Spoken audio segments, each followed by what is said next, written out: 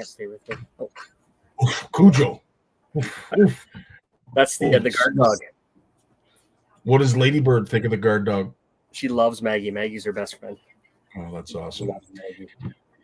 Maggie. Danny Bacon and Maggie are back with us again. We're going to take this as round 2. We're going to try and do a final recap of what was the championship tournament in Dubreuilville. And, of course, we have a few highlights from this past weekend up in Geraldton. But, again, I'm Scottie. This is Danny. We are missing Nick, who is Absolutely. I'll let Danny say where he's at. Nick is knee-deep in wrenches and motors right now. He had to get some repairs done to his boat, and he is doing everything he can to get it ready for – he's leaving tomorrow for his vacation. So I'm sure he's got a lot of swearing going on right now, and he's trying to bolt the motor to the back of his boat, really. That's what he's probably doing right now. Well, as I said, he will be missed, but you and I, Danny, will try and get through it as we always do. Great to see you again. It seems like just yesterday that we were sharing a few wobbly pops up in Dubreuilville, but how was the after party when it was all said and done? How was that party in the arena? It was fantastic. In fact, like it was so good that I feel that I missed a lot of it, and just because there was so much going on. I mean, people didn't realize that, Francis de Champlain, who was in the top 5 he was the drummer. They had their local band, and I think they put on a 2-hour set, and it was fantastic. And the town came out. It was just, it kind of brought me back to my younger days. It was a really good time. I think we crawled home around 12:30 or something like that. And I know most of the people, it was 2 a.m. and it was well worth it. It was a lot of fun. Most championships are like that, right? It's a big social event for everybody, and the ride home was very relaxing. And I have to ask, Danny, as an angler, there was some talk about the Friday, Saturday, Sunday. When you have a championship like that, when you're in a venue like Dubreuilville, I have to think, and maybe it's just me, that Friday, Saturday is a good setup for what is and eventually was that party Saturday night that allows you to recover Sunday and drive home. So it works out in my eyes as I guess a spectator, but as an angler, do you appreciate the Friday, Saturday, or is Saturday, Sunday more your thing? Friday, Saturday is my jam, and I tend to favor those events just because I travel a long way, and it's a lot easier to take the time off during a 1 week span as opposed to taking time off during a week and then an extra day on top and for travel. Like some of the events, I travel to are 8-9 hours away travel time, so it's nice to have that Sunday where you're not in a rush when you get home. You can be ready for work on Monday. That being said, I mean we spend more money Saturday night at these after parties at the end of the thing than we probably do all week and during our time there. So we have a good time doing it. We enjoy it. We love all the communities that take care of us and do all that. And it's well worth it. We get to do it a couple times a year. And, like look at last week, a thunderstorm knocked us out. You look back we just had 3 NOWT events in a matter of 4 weeks. So the June is hurricane season when it comes to the tournament world. It would just nonstop run, go to the next event. And a lot of these guys do all 3 events. So I don't know how they do it. I don't either. And Rudy is saying that Nick's dad is helping. Rudy, when Nick's not looking, give him a pinch for me. Just give him a pinch in the arms for me.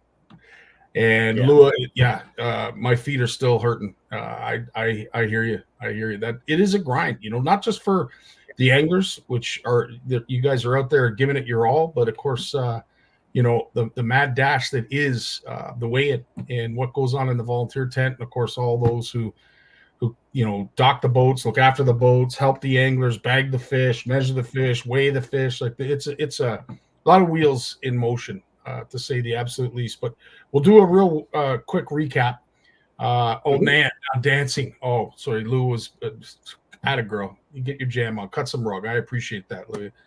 I knew where she was going with that. I was just going to let that one slide because you were on a good roll and you were all saying good things that I was going to support anyway. So, oh, that's awesome. Well, as I said, the one thing I have to, you guys, I envy you that live up in the north, especially for those who get to do that drive from Sault Ste. Marie to Wawa. I would have to say is one of the most picturesque and most beautiful drives that we are lucky to have in Ontario. Got to see, as I said, a few of these critters on the side of the road. There was a couple families of bears that were walking along. I honestly thought he was just going to pick up one of his hoofs and say, "Yo, Scotty, what's up, man?" But yeah, like this is going home. But that sunset over Superior, like I know it's the North Channel and the Group of Seven. This is their background. They love to produce a lot of art. Until you do that drive, you can't truly appreciate what it is that they see when it comes to producing that art. I recommend anybody book it, take a week, and make that drive. And don't do what I did and look back every 10 minutes, going, "Oh my Lord," and trying to navigate and keep it between the yellow lines. Take your time because it is definitely worth the trip. I used to work in Dubreuilville, so I actually used to travel out every week. And it's extremely scenic, especially in the fall when the leaves will change. It's probably one of the most beautiful things you'll ever see, culminating with you get into that Old Woman Bay and the Montreal River and Montreal Harbor. But that being said, it's probably one of the most dangerous highways I've ever been on during the winter. It's shut down a lot, and for good reason. But in the summertime, you're not going to beat that beauty of driving that. 100%. Douglas is in the house. How you doing? All the way from Nunavut, Danny. All the way from Nunavut. Douglas is, and of course our good buddy Pete Leduc, one of the most beautiful picturesque roads in the world until you have to drive it in the winter. Okay, Pete, I will give you that. I will give you that. But, needless to say, it is a beautiful stretch of road, and of course, then you get past Wawa and you make your way into this. It's in the middle of nowhere. This well, set up. All kinds of amenities and services that you need, but it is Dubreuilville, and what a diamond in the rough. Pardon the pun, because there's a lot of mining that goes on in that area, but it is truly a beautiful little town in the middle of freaking nowhere. It's beautiful, and then of course it's on the shores of the Magpie.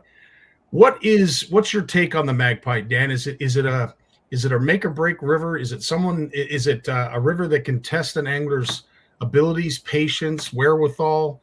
Give us a rundown as an angler what the Magpie means to you. All of the above. I mean, it has a nickname as a snag pie for a very good reason. It's actually a really young reservoir, I guess. I think in the early 80s, late 70s, they dammed it up. So you're fishing and you're just like you're seeing trees, you're seeing stumps and everything else. And a lot of the luckily now, like a lot of the timbers are starting to soften up, so we're starting to recover some of those things. But the fish love to hide on that, and the guys that learn how to fish that structure do very well and understanding where the old river system is. So it can really test your mettle and it can really prove who you are. And, I had some fantastic days and then I had some horrible days there. So I'm still working on earning my reputation there, my keep there. But a lot of guys have already earned it and done well. As you see in the results, like it's impressive what they've done. And, but yeah, we that's part of our expense. And when you go into Dubreuilville is tackle. You're going to go through a lot of it. 100%. Again, it was a great weekend. I was more than welcomed by not just the folks from Dubreuilville, of course, but continually the NOWT and everyone that is associated with it. Day one, the first morning, we got really, really lucky with weather. You had to deal with some weather fronts that had come through, but Friday morning, it was gorgeous, and I think everybody was ready to fish, including what I think is an NOWT first. Yeah. This young angler on the pontoon boat. I had to take a double look like most, and I'm thinking, is she carrying a life jacket? No. It's either a young granddaughter or her daughter. I don't even know. I'm sure, Danny, you can fill in the blanks for us. I honestly have no idea, but that's the Golden Soother Award for sure. Has got to go to this one. It was impressive to see, and I'm not sure who they are, but it's awesome when you see that. And and you see these are the events too. You see a lot more young children fishing with their dads, or stuff like that, or their daughters fishing with their dads and stuff like that. So it's a lot of fun, and it makes the event when you get to talk to these people and you realize. They had a great time and they're doing their system and fishing their area. But my hat's off to Dubreuilville when I walked in and I seen what Chantal and her crew and everything had done regarding the prizes and what they had going. That was just wow. I was blown away by that. So it's great segue, Dan, because I will say with all of your tournaments, the prize money is something that I just shake my head at. Like I'm just amazed that there is this level of prize money, and this is why I truly love what the NOWT represents to the north and to anybody that enjoys walleye fishing and maybe wants to kick it up a notch. Not only do you have that opportunity with the NOWT, but look at your rewards. Look at the payouts. Look at it is incredible. And Dan, I know you've been back and forth, in and out, but this doesn't seem to waver. It always seems to be at this level, and you guys maintain it. A tip of the hat to the NOWT and all your sponsors. And not only that, like they added so many additional prizes to that went down the line. And then when the NOWT, we've added more prizing as well. So I remember watching the prize ceremony, and it was just like a constant parade of different people going up. So it was really good to see. And we all started in local tournaments. That's where we got our tournament bug. So we all started as a local guy, and you're watching the pros. And you said, I can do that, and then push some of us to go further. And then we start chasing all these things, and so it's really good to see that. That's the kind of stuff that'll get people hooked. 100%. And of course, not only did you have the $10,000 purse for winning the tournament or championship, whichever one you want to look at. Of course, there was the Princecraft boat that was decked out with the Pro XS 150. This is Jeff Bipon who dragged it down from J&B. But again, this is a prize that I've been around anyway in the last 3 years is always given away at the championship. Again, like tip of the hat to all those involved to be able to do it, one, financially, and to continue to do it, because I think that's the hardest part. Yeah, and the championship prizes, that's not where it stops there. Like there was motors, there was barbecues, and we had thousands and thousands of dollars worth of Garmin that went out to that elite crew that qualified for that, and rain suits and stuff like that. So it's pretty fantastic to see, and happy people out there. Unfortunately, I wasn't one of them. My wife was. She picked up her second top female angler award, so good for her. Now I'm trying to keep up with her. She's the hot hand in the house here. Well, she's getting competitive because with the young girl that was in the pontoon boat, she is automatically declared a DQ because there were 3 people in that pontoon. So Marilise is getting more competitive because of that. We'll get to her accomplishments as well as some of the others. But first and foremost, let's have a look at what was inside the arena in Dubreuilville.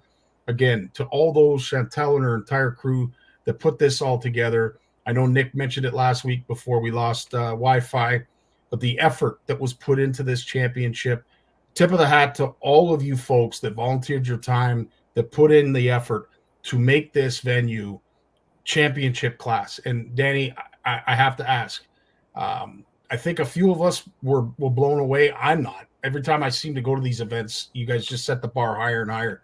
But you had to have been impressed as an angler seeing this. Oh, very impressed. Very, very impressed. And exactly, I'm already looking forward to next year's championship to see, because it always seems like they're trying to outdo each other and add more to it. And obviously we're getting good showing, and people like, we got anglers now coming from other provinces that are and they're doing really good too. Unfortunately, I wish they weren't doing as good as they are, but we're chasing those guys now, and but they're coming here for a reason. It's a good tournament circuit, and there's a lot of good prizes involved. There's some good venues, great facilities to fish, and it's the same reason why we all do it. 100%. And you guys are blessed. I'm telling you, the fishery that you have up there. We'll get to some of the fish that were caught in Geraldton, but first and foremost, we're talking about Dubreuilville, because unfortunately, as I mentioned, we got cut off a little too early last week, and we didn't do it enough justice. So we wanted to make sure that we went back and recapped the tournament, the championship that was in Dubreuilville. So on that note, of course, after day one, there were a lot of fish weighed in, and these were the standings after your day one. And I have to say, as you mentioned, this team from Quebec and these anglers that are coming from Quebec don't have a lot of experience in Ontario waters, but they must be learning something in their own backyard to be able to put up a 23-pound, 18-ounce bag on the first day. That's remarkable. Danny, explain how incredible that is. Oh, it's unbelievable. And when you look at that top 10, like they're leading the father and son team that are locals that have that they've won that event in the past. I think there was two other teams that I saw that have won that event in the past. So Team Abitibi, David and the boys, they're Robbie, they're just a powerhouse. And we've taken notice and we're paying attention, and you know, they're starting to show us a little bit what they do on their side, and they're starting to notice what we're doing on our side. They're just quicker to learn on, I think, to what we're doing, and it's fun. That's the best. I think that's the most challenging part of it is, you know, we can all go and catch fish. You know, like I had a 21-pound pre-fish day. It means nothing on the pre-fish. I couldn't repeat that, and I couldn't make the right adjustments. And these guys, they could make the right adjustments, and they kept up on what they're doing. And you know, I learned a lot, and that's kind of the value. I'm gonna walk away with my head up high, and next year I won't make the same mistakes. I hope. To your point, I have to say, you know, a good friend of mine, Ed McKenzie, who has been a charter captain for many, many years, when people catch their first double-digit walleye, he always announces and makes folks know how cool that is, how rare that is, because to catch a double-digit walleye, you now become part of the 1% of anglers that have done so. So it's not easy to do. But then on top of that, you're throwing this in a tournament setting, and you're still being able to come out with double-digit fish. And that is a testament not only to the anglers, but, of course, the fishery as well. Yeah, absolutely. And exactly, that fishery was seeing a lot of pressure. They were seeing a lot of lines, a lot of baits over a course of 3 or 4 days. And I know you're going with Robbie was able to coax one of these beauties out, right? So there's Nick. He's popped in to say hi. Nick, keep doing what you're doing, buddy. We got this. Don't worry, we got your back. And trust me, I'm sure Nick in true Nick form will make up for what he missed this week, Danny. We may not be able to get a word in edgewise next Wednesday. Just saying. I know the work that he has to do right now, and if he's messaging us, that means Jimmy's doing all the work. God bless you, Jimmy, for doing that. But in the meantime, after day one, this was your top 10 teams. Again, no surprises. I mean, these are all incredible sticks, and it just seems like it's like rush hour, and there's not a lot of movement. You guys are all jockeying for position, but when it comes to these tournaments, unless there's a local team that does really, really well, you always sort of see these top 10 anglers somewhere in the mix, in the top 15, top 20. But at the end of day one, if it's a 2-day tournament, every single one of those 10 or 15 teams has a chance to still win. And I think that is what I truly appreciate when it comes to the competitiveness of the NOWT. You might have a bad day, but there's always a second day. And sometimes, you know, I think Sebastian and Jeff will attest to that. They really moved up after day one into day two with a really good bag of fish. I think we had one team even bump up almost 40 positions on day two. And there you go. And again, it has a testament to the weather that you guys were dealing with, of course, and just what a remarkable fishery that magpie is. I can't say enough. If you get a chance to get up there, you want to enjoy some world-class walleye fishing in an area that you wouldn't consider world-class. The magpie, hands down. I was absolutely blown away at the quality of fish that are in that system. Absolutely remarkable. And speaking of Jeff and Sebastian, this is what the two fish that they weighed in as their overs on day two. Definitely, you could see the smile. So they were a lot happier with the result in day two.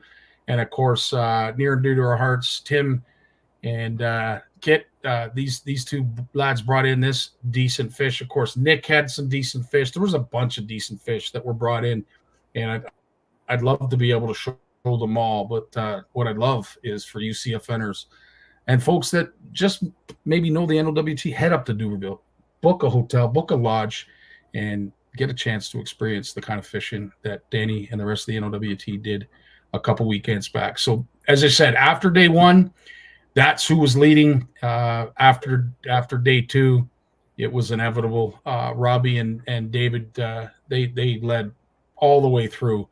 And to see a 17-pound bag come in day two, to have a combined total weight of over 40 pounds is remarkable. And I think it was you, Dan, that called it. A bunch of anglers said 40. I was low now, and I was saying 35, but Nick was the one that hit that. It's going to be north of 40 to win that, and he banged on. And I know Jason's watching, and I know Nick's obviously listening, so I want to congratulate both of them. Like that's phenomenal effort that they put in as well, and everybody else who's listening as well. 100%. And of course, we had this was the big fish back at MFN on the Matagami, 8.37, 10.35, which I believe David caught. Was it not David that caught that fish? The 10.35? No, Robbie LaFamboise caught that on. You're talking about Dubreuilville? That's right. Robbie did. Yes. Robbie caught that. Yes. Robbie caught that. Yeah. And it was actually the biggest fish. I'm surprised I forgot that. But yes, Robbie caught the big 10.35, biggest walleye he's caught. And to be able to do that in a tournament setting, again, truly remarkable. So 10.35 is now the bar that has been set. That's right. We're going to find out what happened in Geraldton, but before, let's go, as Danny has already mentioned, some notables. Yes, there it is, the biggest fish, 10.35. Robin Frank was being his net man. Pulled that in. And is that $1,000 fish, a $500 fish? What is that fish worth? That's right now. That's the $1,000 NXS prize put up at the end of the season if this holds.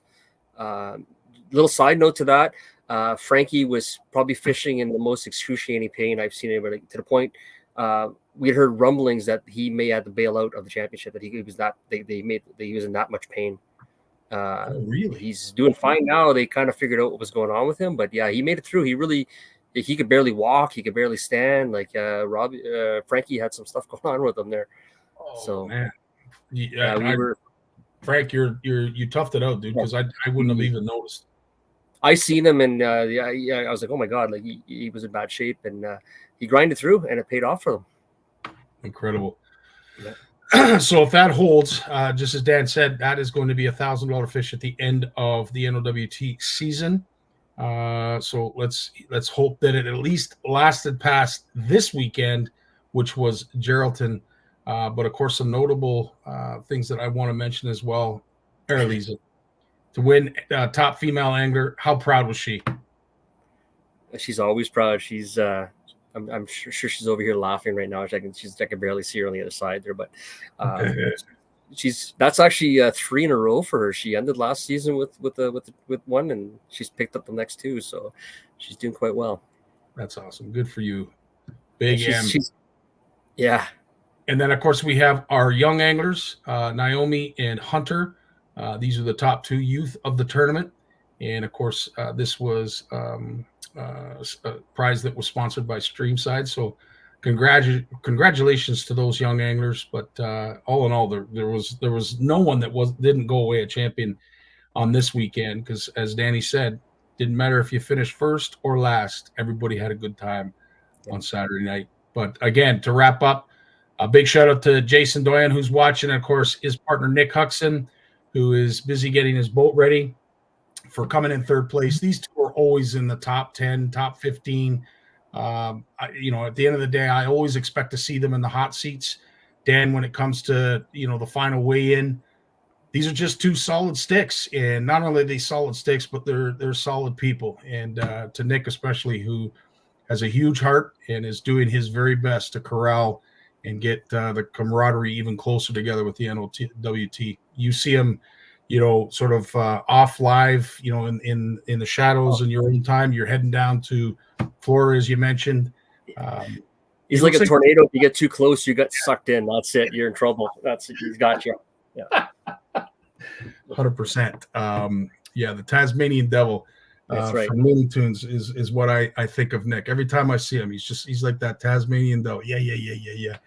Of course, that's 3rd place, and then in 2nd place, Alex, who is he's up there regularly, and Guillaume. I can't say enough about this angler as well, and hopefully I pronounced his name right. I've been practicing, so congratulations for that. And of course, the winners, Team Abitibi, David Grand and Robbie Tremblay.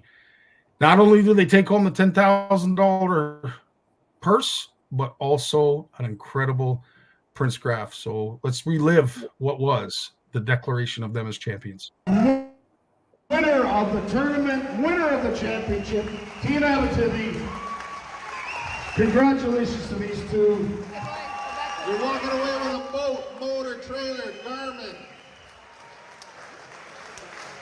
Again, not enough can be said about Team Abitibi, but Danny, to your point, you just like to see them win a little bit less.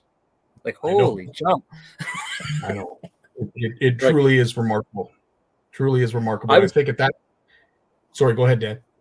I was thinking about that. Like I was cramming everything in to go home. I couldn't imagine I'm to bring all it. You're coming back. You're making another trip. It was unbelievable. It's the second time we got to see that. It's pretty impressive to see it to see, right, what you're handing out. And to be a part of that, it's just a blast. Right on. Well, on that note, let's do our sponsors their due praise, and of course, we can't do anything without them. These prizes don't exist. The anglers' buy-in and everything that is the NOWT just doesn't exist without these sponsors. So let's give them their due.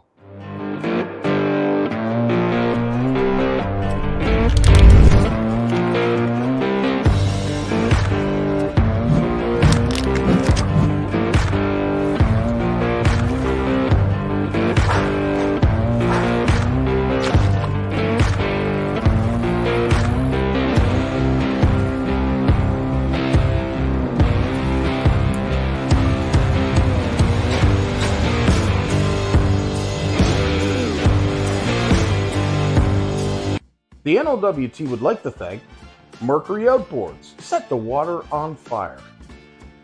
Prince Craft Boats, enjoying the spirit of boating for over 70 years. J&B Superstore, your adventure awaits. Rackspin, making the outdoors more fun. Eastview Chevrolet to get you there, and Garmin to get you home. And of course, thanks to all these generous sponsors.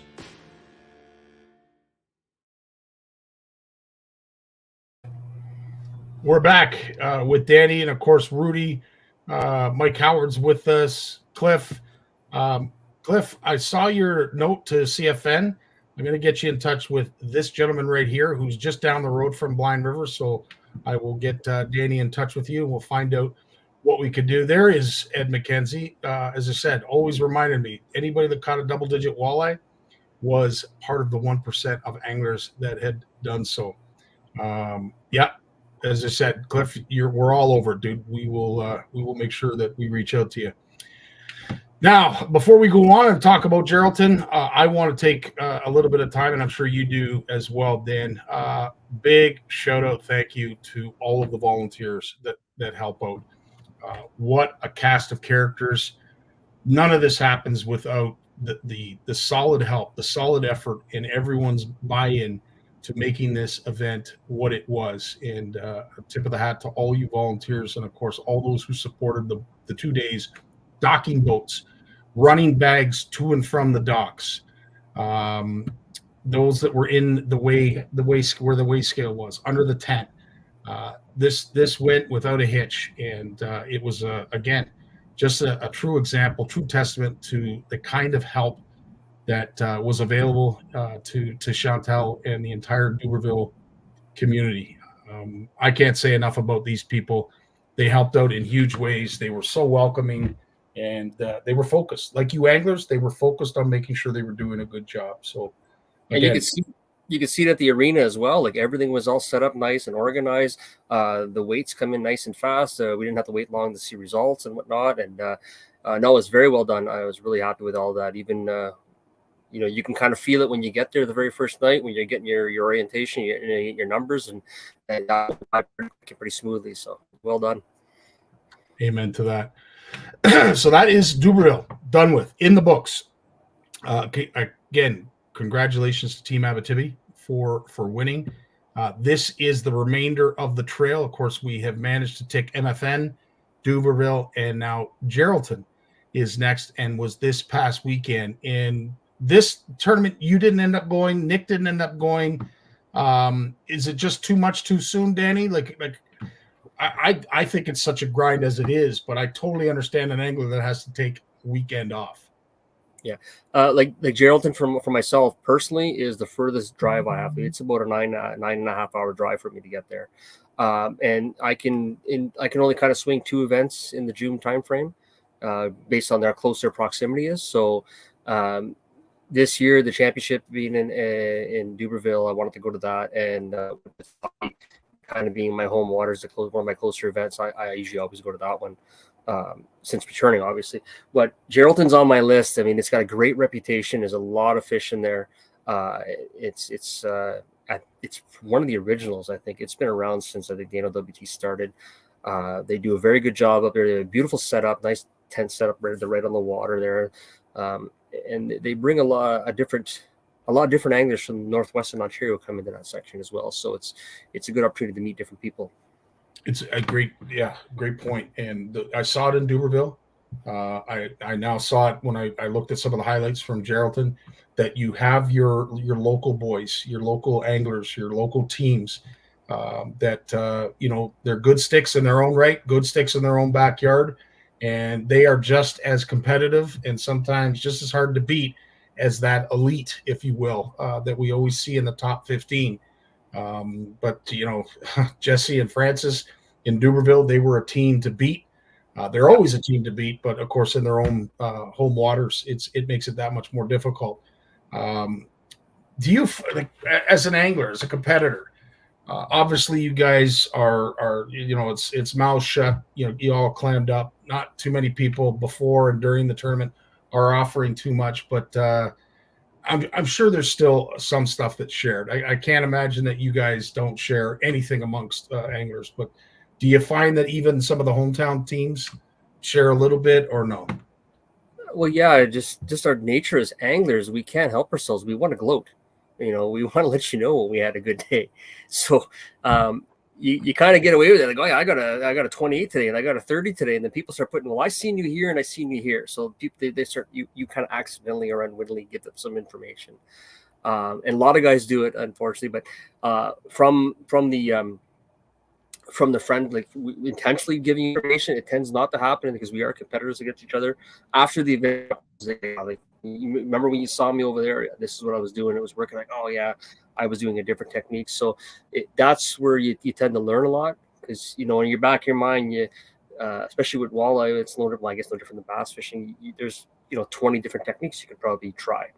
The one thing that even crossed my mind was pulling cranks over some of these areas in which I'd never seen anybody else do that. And when I didn't see anybody else do it, you start thinking, like, well, why are they not doing it? Is it going to work? And I'm sure it would have worked, but when you're in a tournament, you want to grind out those bites long cross. It gets a little nerve wracking, and especially with Sunday being a short event because it was out at 2. So you have all of that going through your head. But after the facts, that's when you find guys are pretty honest, and locals or guys that have been fishing it for 20 years.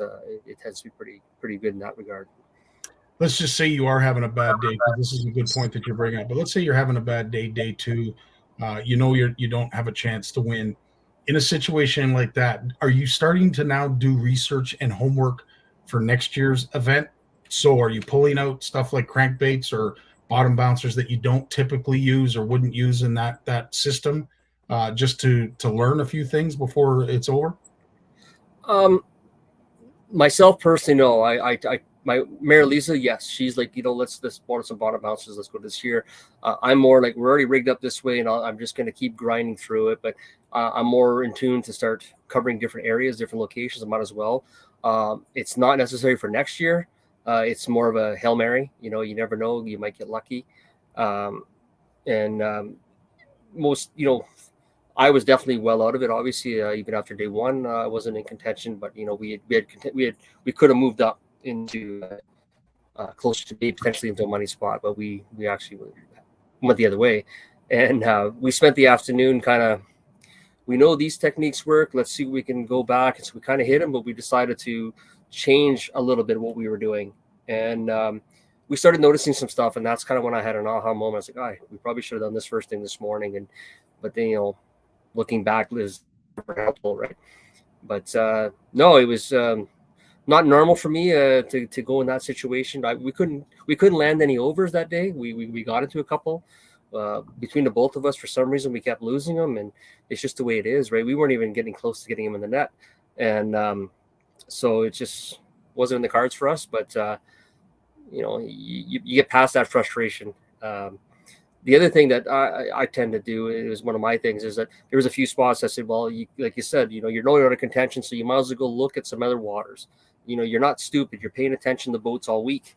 So he said, well, I haven't tried this spot. I'm looking at it now. And sometimes you make that corner and you spot 3 or 4 boats and you're like, okay, these guys are all in contention. I'm not going to mess up their day. I don't want to be a spoiler here. So you go find somewhere else. And most people are like that for the most part. Yeah. And Danny, I have to ask, you're familiar with it in case anybody that isn't, when we talk about these total bags that come in and we're oohing and on about 40 pounds and 45 pounds, as anglers, is it tournament wide? Are you allowed 2 overs, 4 unders, 1 over, 5 unders, or 6 total unders in all of the tournament events? All but the Sioux. The Sioux has a different class. There is you're not allowed to keep any under 15 inches. We're allowed any size above that. So it'll be 5 walleye any size. So that's the only event where it's like that. All the other events are they fall into that. So during your fishing time, you're allowed to have 8 walleye in your boat, 2 over 18, 1 per angler, and so you get the opportunity to call at the weigh-in before you actually go up to the weigh-in. They'll actually ask you. If you have 8 walleye, are you releasing 2, that kind of thing. So they changed a little bit. It's a little bit more relaxing in that sense because we've raced in 17-inch walleye before because those are good unders. So you want to make sure that you have that little security net. It's nothing worse than losing a fish because I've had that happen. I've lost fish at the scale before and been penalized for it. And for those who don't know, if you show up with 6 fish and one's dead, well, you're only allowed to weigh in 5. So you've lost that whole weight. It's not like it's a 1 pound penalty. It's the entire fish. And I had that happen a few years back in Long Lac where I lost a 21 incher it was my fault. It happens. We're not perfect at it. We try our best, and you eat crow when that happens and you suck it up. I can imagine. I can't imagine because that is deflating in a whole bunch of ways. But again, here we are in Geraldton. I don't know this fishery like you do, but Team 11, they managed, and I think this was a hometown team. They brought in a 9.15 pound walleye, and again, I don't want to say they're just big in Geraldton. They're big anywhere in the NOWT, but this is still impressive, Dan. To see fish of this quality being caught in a tournament, I know this is old hat for you, but for us that don't get up to see these events like you guys do, like that's just incredible. Well, for that fishery, that is a monster. That's like catching a 14-pound walleye here in Lake Huron. That's a big fish for that fishery. That fishery has a lot of fish, and generally, like you've probably noticed in the other results, and probably like a 6-7 pounder is a big fish for those guys. And I believe they're from Thunder Bay. Actually, I know they run a Triton like myself, so they're really nice guys. That was an impressive fish. They had an impressive bag. They did really good. Absolutely incredible. So again, big tip of the hat to these lads that came down and caught a whopper of a fish. Nice to see that Frank and Rob's fish still stands as big fish overall. But then, of course, Brett came in and a 7.27 pound fish with a combined weight of 15.96. Now, again, when you see totals of 40 pounds, 15 pounds doesn't seem like that much. But as Danny just attests to, this fishery, although it produces a lot of numbers, you don't necessarily see these big fish all the time. So this is, again, just a testament to these anglers. Yeah. And like that's the 2 overs they're allowed. So the other fish they had to make up that 15 pounds were all 18 inch or less. And realistically, lots of times you're bringing in 14 inches. That's usually the average kind of unders, right? Wow. We've had some pretty embarrassing moments when we call them cigars. You're bringing in an 8-inch fish there, but it counts. So Nick just informed us that team that brought in the 9-pounder has done this 2 years in a row. Oh, there you go. Yeah. Wow. Even when he's not here, he's a wealth of knowledge. That's it. I would imagine his dad's doing all the work at this point. What do you think, Dan? Has to be. That's hilarious. So after day 1, Actually, so this is day one. Sorry. After day one, Jamie and Brett, as I mentioned, are leading with a 15.46 pound bag. Their overall rank was first. There are the other top 15 teams highlighted in red. Again, Jesse and Francis up there again. Sebastian up there again. There's a lot of names that you see. Daniel up there again. These are guys that, even with me not being a mainstay on the NOWT Trail, I get to see these names, and they become more and more frequent. And I know, again, Danny, I'm telling you, this is old hat to you. You already know this, but again, impressive bags when you're allowed 2 overs, 4 unders, 1 over, 5 unders to be able to bring in a bag of 15.46 on day one. You can tell a lot by the fishery too. Look at those weights. Look at how many fish are in that 8 and 9 pounds that are in that top 10. So to have a 15 pounder, it's just incredible. Yeah, 100%. And of course, the hometown boys, Blair and David, everybody was rooting for them. Cliff and Sabrina, also from Geraldton, and then Eric and Terry were also from Geraldton. So nice to see some of the hometown favorites up near the top as well. That makes it that much more interesting for the spectators and the family members, those who come out to watch, the final weigh-in. Again, I'm sure the crowd was just as big there as it is at MFN and at Dubreuilville. But shout out to all the volunteers that helped make that event a go, and I'm hoping to make it there next year. So I know I spent a lot of time watching the live on that. There's always, very happy. You always get popped up, so you go look at it. So we got to see some pretty big fish coming in there. That's awesome. Lisa is now dad. Dad left. Oh, there you go. Yeah. Well done, Nick. And then, of course, on the final day, this is who won. Again, Jamie and Brett, who led after day one, brought in a little bit more than half the next day, but still managed a 24.10 total bag of fish, and claimed top prize. It was nice to see the Geraldton folks there as well in the top 5. But again, just like Danny said, this was a grind, and it was just a margin of error. Just a margin of error was the difference between 10th and 4th. Like less than a pound. It's incredible. Yeah, it's wild like that. And when you fish those tournaments long enough, like you said, all of a sudden a 15-inch walleye upgrading a 14-inch could be a matter of jumping 10 spots. Might be money or not money. It's the little fish that tend to. You always hear these guys. I have no problems getting my overs, but they all of a sudden they got some good unders, and that was their difference for them, right? Yeah. We usually have a pretty strong under game. It's our over game that usually gets us. The other thing, too, that I truly enjoy, because it is one of the biggest reasons we celebrate Walleye Wednesday on CFN, is the release of those big fish. Typically I'm used to a lot of tournaments that happen down on Lake Erie, where it's a catch and keep tournament. Very few fish are released by design, obviously, because they do have a surplus. I shouldn't say a surplus, but a very healthy population of walleye down there. So of course everybody is vying for those big fish. So you're looking for a cooler full of nothing but 9s and 10-pound fish in order to win tournaments like the Budweiser, the 444 that is now the Bud, and quite a few others. But to be up in the NOWT, as Dan said, you are penalized if you bring a dead fish to the weigh scale. And those who volunteer and are doing all the fish handling, there's usually a nursery, an incubation area where you can revive some of those fish that might be on that cusp of maybe not making it. You get their health back, and then you release as many of those fish. And that is the intent of the NOWT, is to put every last fish back in that is taken out. So again, cool to see, and I love it. And I, with Christelle having the chance to go out in a boat and drag fish around to revive them, I loved it, man. I was totally in my element. So, well, like you say with that too, like there's a lot of thought put into that. We were taking into content where they were caught, the water temperature, the live wells when the guys come in, our holding tanks matching that temperature, so we're not thermally shocking them, and how to release them and that, and they document stats of how many fish that were brought in, how many fish released. If They've had fatalities, and the numbers are the fish swimming away. It's astounding how high the numbers are. They're doing such a great job. Well, Lua, thanks so much for throwing this up in the comments. Every over was released healthy in Geraldton.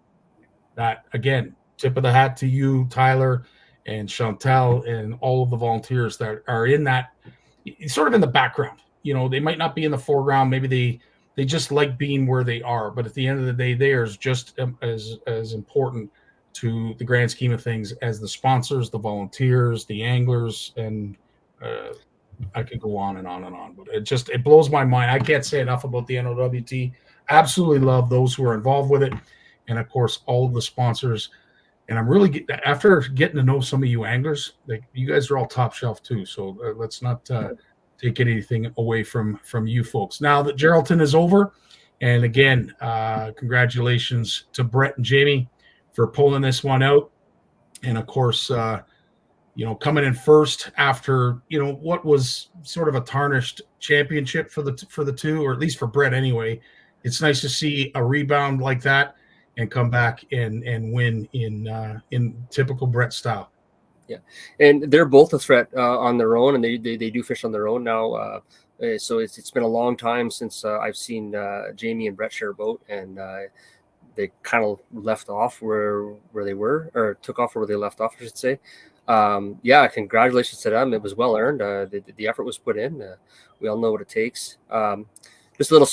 When I was thinking about the fish that are being released up there, I just had a little thought in my head that nobody in the NOWT has handled more fish than Tyler has. Yes. Every event, and she's handled every fish. And her and Lua make those trips, whether they're fishing or not. Well, they never do fish. They're just doing all the work there. So we should probably keep her that stat just to see how many she keeps or how she handles. 100%. And I'll tell you, being under the tent with Tyler, she loves what she does. She really does. I mean, the hands do get cut up, and there is a lot of fish that she handles, and I know she's exhausted by the end of it all, but she wouldn't do it if she didn't love it. And you could tell the care that she puts into it, the effort. Tyler, as I said, I think you're going to be the walleye wrangler of the NOWT for a very long time, if you so choose. It's your job to lose. So then, of course, as we mentioned, Geraldton was this past weekend. Now you get a bit of a layover until long lock happens late in July. Then, of course, there's Cap in early August. Hearst is then on the 23rd and 24th, which I will be at. And then we're wrapping up the tournament trail and the NOWT season. And Sault Ste. Marie at the St. Mary's River. It is the Walleye Cup, the 6th and 7th. And I am truly looking forward to that as well. Danny, any last words, anything that you want to bring up? I know Nick would be hitting me on the back right now to say, hey, listen, we need to get some folks registered in the St. Mary's Walleye Cup. I'm sure Hearst, Long Lock, Cap, they're all looking for registrations as well. But again, if you are interested, just because this is a little bit further south, and those who typically fish Lake Erie, Georgian Bay, maybe even the Bay of Quinte and the Kawarthas, if you're looking to participate in a walleye tournament that is well run, you've got a great bunch of anglers like Dan, like Nick, and like the host of them. Don't pass it up. As I said, the entry fee is very reasonable, and look at the prize pool. Look at that prize pool. Absolutely phenomenal. So and it's we're fishing U.S. waters as well in this one here, and it's not actually as big of a system as it sounds. It's when you actually look on the maps, it's geographically there's a lot of area you just can't fish, so it's a lot smaller than you think. And I know we're going to get some Americans up. There's no reason why we can't get people from Southern Ontario and everything to come up there. This is right in their wheelhouse as well. Every technique you can think about fishing for walleye will work in this system. And you're allowed multiple lines per anglers, so there's a lot more advantages to this one here. And also the Sioux is just a great city. I've been to this marina before. I know the marina is going to be perfect for the setup. And there's a reason why the National Walleye Tour and the Master Walleye Circuit hold tournaments in the exact. So it's a championship kind of location. That's awesome. Danny, I will leave it there. You always seem to have a great last word, so I appreciate you. Nick, we missed you today, although you were still very much a part of the broadcast. But Dan, Thanks so much for doing this. I know you enjoy it, and I think something that we need to mention as well. Everyone that comes up to either Dan, Nick, myself, or anybody from the NOWT and has had some very positive feedback in regards to what we're doing here on the Power Hour. Thanks so much. We really appreciate that. It's something that is new to the NOWT. We're hoping it's going to be a mainstay. And with Nick, Danny, and a whole bunch of characters that we're hoping to get on this Power Hour, we'll be here for a very long time. And we're just giving the NOWT its deserved due. This is so necessary in my eyes. But Dan, as you can attest, you've been surprised too, pleasantly surprised at some of the folks that have come up to you and thanked you for what we do every Wednesday. I absolutely have. Yeah, we met a few people in Dubreuilville, and it was really nice to chat with them. And it was makes you feel good that people are actually listening. And and thank you very much for having me. I have a great time with it, and obviously I do notice that we have different people watching, and I'm actually getting people asking, like, when is it on? I want to check this out. And so it's a lot of fun. Especially I get to ramble on a little bit. It's even better when Nick's not around because I'll get cut off. I was wondering if we would make it through the whole hour without having to say that, but I wasn't gonna let that one slip away. Not a chance. No. That's awesome. Well, I'm so glad you did it because I'd never be able to forgive him properly, but I know you will. Dan, as always, thanks so much for your time. To all those who stopped by, said hi, left a comment, thumbs up, what have you, really appreciate that. All the shares also helps when it comes to the telemetrics. So again, for and analytics. So anybody who has the time right now, share this broadcast if you're watching it. If you are watching it after the fact, that's fine too. Share it whenever. We want to get as much of a reach out there for the NOWT and of course the Power as we possibly can. Dan, you take care. We will see you next Wednesday, and of course everybody else as well. Give Big M a kiss for me, bud. I will. Night, everybody. Right. All right, buddy. Take care.